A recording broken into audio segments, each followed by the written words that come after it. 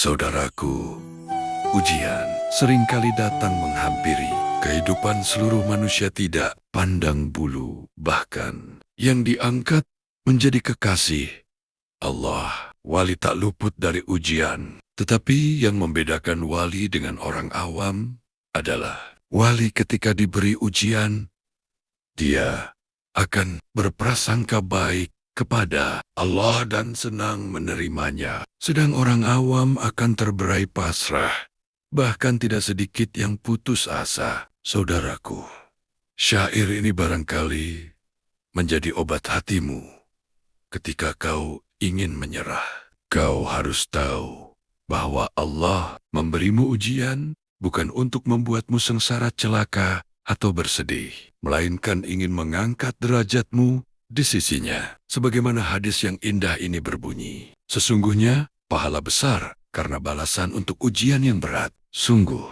jika Allah mencintai suatu kaum, maka Dia akan menimpakan ujian untuk mereka. Barang siapa yang ridho, maka ia yang akan meraih ridho Allah.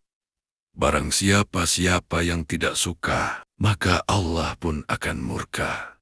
Hajar, Ibnu Majah, nomor 4031.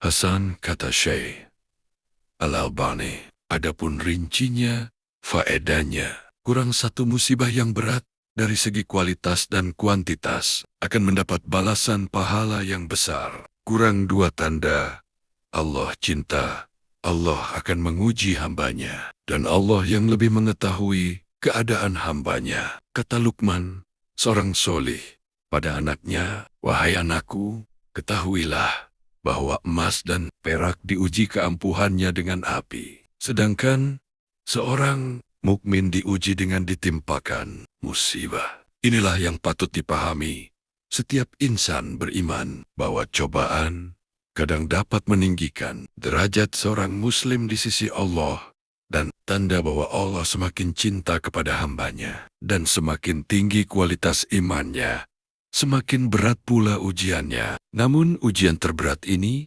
akan dibalas dengan pahala yang besar pula, sehingga kewajiban kita adalah bersabar. Sabar ini merupakan tanda keimanan dan kesempurnaan tauhidnya. Kurang tiga, siapa yang ridho dengan ketetapan Allah, ia akan meraih ridho Allah dengan mendapat pahala yang besar. Kurang empat, siapa yang tidak suka dengan ketetapan Allah, ia akan mendapat siksa yang pedih. Kurang lima, cobaan dan musibah dinilai sebagai ujian bagi wali Allah yang beriman. Kurang enam, jika Allah menginginkan kebaikan pada hamba, Dia akan segerakan hukumannya di dunia dengan diberikan musibah yang ia tidak suka dari dunia, sehingga ia keluar dalam keadaan bersih dari dosa. Kurang tujuh, jika Allah menghendaki kejelekan padanya, Dia akan mengakhirkan balasan atas dosa yang ia perbuat hingga akan ditunaikan pada hari kiamat kelak. Sibi berkata, hamba yang tidak dikehendaki baik, maka kelak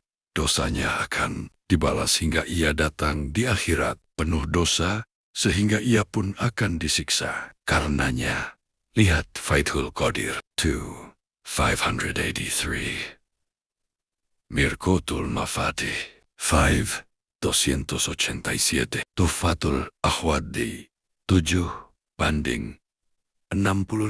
Kurang 8 dalam Tuhfatul Ahwadi disebutkan, hadis di atas adalah dorongan untuk bersikap sabar dalam menghadapi musibah setelah terjadi, dan bukan maksudnya untuk meminta. Musibah datang karena ada larangan meminta semacam ini. Jika kalian telah mengetahui faedah di atas, maka mengapa mesti bersedih? Sabar dan terus bersabar, itu solusinya. Semoga Allah memberi kita taufik dalam bersabar ketika menghadapi musibah. Walaul MEUW. Jangan lupa dukung channel ini dengan cara subscribe, like, share.